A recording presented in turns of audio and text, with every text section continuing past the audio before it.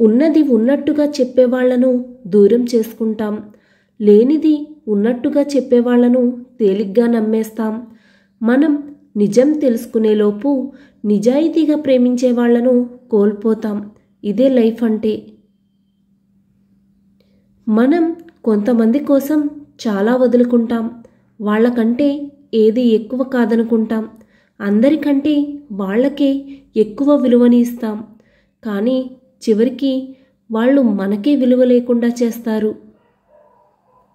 కొద్ది రోజులు గడిచాక నీవు ఒకరికి నచ్చడం లేదు అంటే దానికి అర్థం నీ దగ్గర వారికి అవసరాలు తీరిపోయి ఉండవచ్చు. అవసరాల కోసం కలిసే ఏ బంధమైనా ఎక్కువ కాలం నిలబడదు. రాముడి అంతటి వాడికే హనుమంతుడి అవసరం వచ్చింది. మనుషులం మనమెంత, నాకు ఎవరి అవసరం లేదు అని విర్రవీగకు. కాలం చాలా శక్తివంతమైనది. రూపురేఖలే కాదు, చేతిలో రేఖలు కూడా మార్చేయగలదు. మన లైఫ్లో కొన్ని సంఘటనలు జరగటం కూడా మంచిదేనేమో. కొందరి నిజస్వరూపాలు, మనస్తత్వాలు బయటపడతాయి. మొదట అవి బాధని ఇచ్చినా సరే జీవితాంతం పడాల్సిన బాధని దూరం చేస్తాయి. నీ చేయి పట్టుకొని ఒక ఆడపిల్లని ఇంట్లో అడుగుపెట్టినప్పుడు, భర్తగా నువ్వు ఆమెను గౌరవించి ప్రేమగా చూసుకుంటున్నప్పుడే ఇంట్లో మిగతా వాళ్ళు కూడా ఆమెను గౌరవాన్ని, ప్రేమను పంచుతారు. నిన్ను నమ్మి వచ్చిన ఆడపిల్లకు నువ్వే వాల్యూ ఇవ్వకపోతే వేరొకరు ఎలా ఇస్తారు చెప్పండి? గొప్ప గొప్ప పనులు చేయలేని వాళ్ళు చిన్న పనులు గొప్పగా చేయడం ద్వారా ఆనందాన్ని పొందవచ్చు.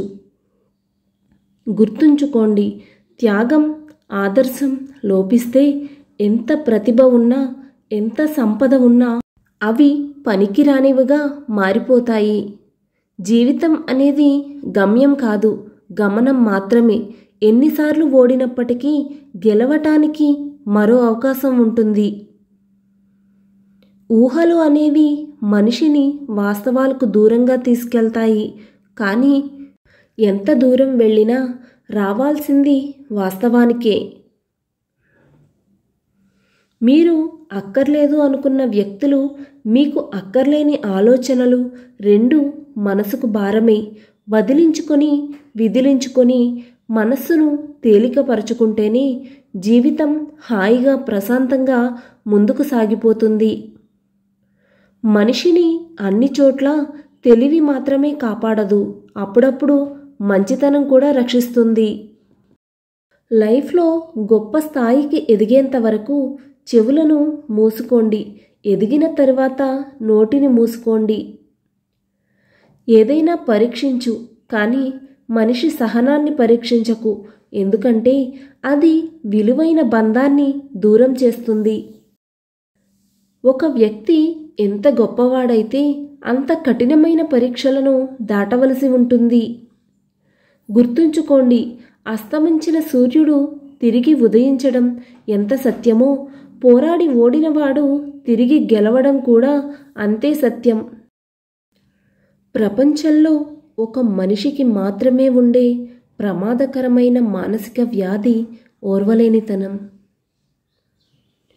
ఈ వీడియో కనుక మీకు నచ్చినట్లయితే please do like, share and subscribe to my channel. Thank you for watching.